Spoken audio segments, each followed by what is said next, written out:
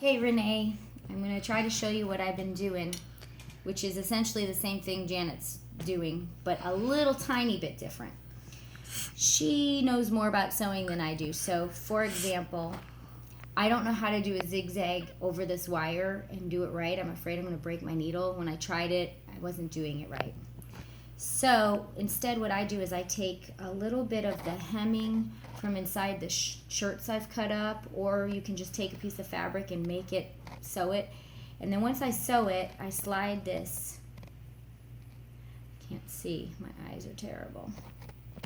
I slide this into this little pocket,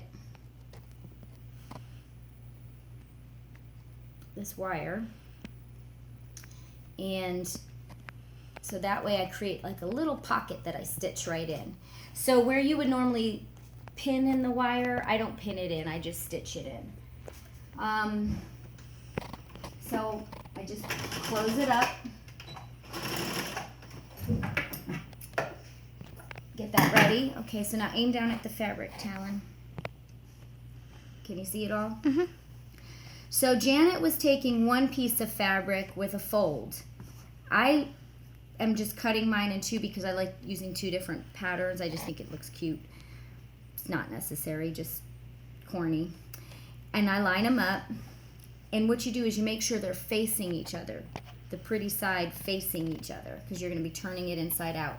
And then, are you still aiming on the fabric? Then you put down your piece of filter, and don't iron the filter. I accidentally ironed it the first time. And I just pin it with two little pins just to keep it kind of organized. What happens if you iron the filter? It melts. It totally just melts and ruins your iron. I had to clean my iron this morning for half an hour. So I do that. I measure it out. Now I've cut my pieces a little wider just because I'm doing a different fastening system. I'm using the pantyhose and creating a channel. You might be just sewing the elastics directly on, so you don't need to make it longer. Do you see how I have my edges a little longer just because of the fastening I'm using? So then I measure the center and I mark it with my marker.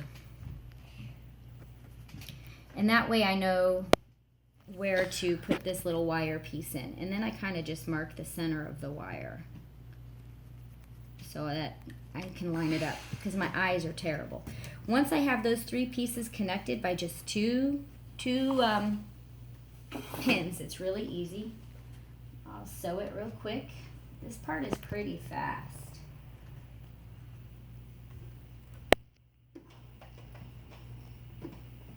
Okay. I sew the top edge. You might have to come closer and do it from above so she can see this part.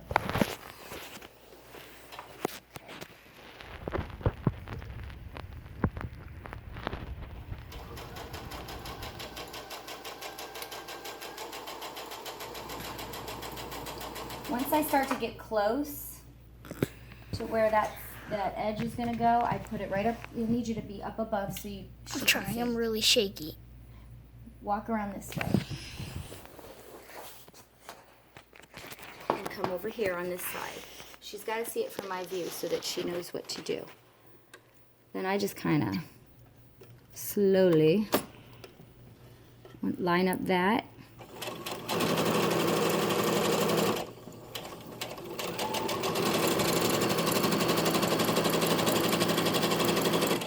So there's one side.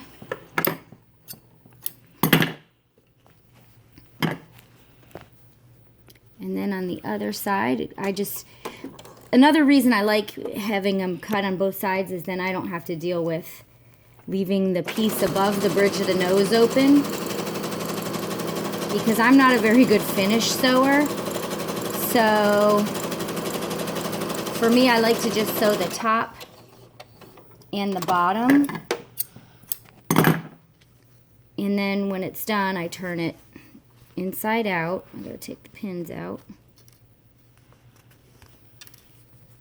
Can you see this? Mm-hmm. Okay. I turn it inside out. Now you're going to have to back up over there. So I'm going to iron it then. Once I turn it inside out, sorry my video isn't that great, the side that's facing up is going to be the side that is showing from the mouth. So I've been liking having a pattern coming out of the mouth. I don't know, I just think it looks cool. So I iron it now. Once I have it flattened out like this, I iron it. But the Baron, where are filter's you still in supposed there. to be? Hmm? The filter's still in there. Yeah, but now it doesn't matter if it melts a little bit, because it's just gonna melt to the fabric. But it's not gonna melt. It's just, it would melt to the metal if I did it. But good call. So once I have it ironed out, I fold it in half, and I iron it. And then I use that halfway mark to fold in. And once they're both folded in, I iron it.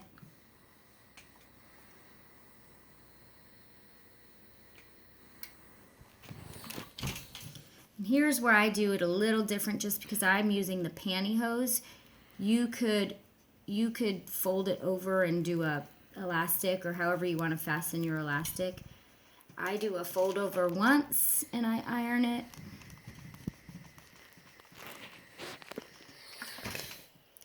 And then I fold over again.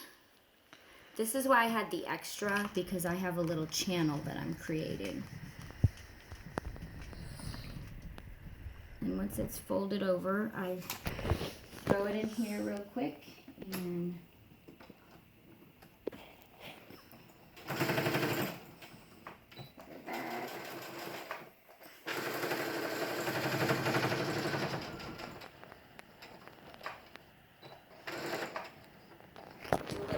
stitching on each end. And then I do the same thing on this end. You all right, Talon? Yeah. Is this killing your hands? I'm just getting bored. Okay, well, it's almost done. Do the same thing to the other end. Make sure it's tucked under. Iron it. Stitch this end. We're very close to being done, Talon. I'm just going to show her how to put the channel in.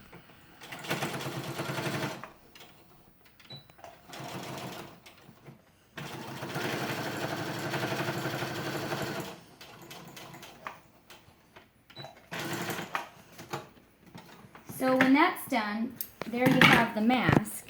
And are you aiming on it? You got to look at it. There's the wire in the mask. And then what I do is I take a metal straw and I push it through, and I take a pipe cleaner that I kind of make like threading the eye of a needle. I put it in the straw, and then I take a piece of pantyhose fabric and I just put it through the eye of the needle, pull the straw out, and then I stretch the fabric with my finger and pull the fabric through. I do the same on the other side.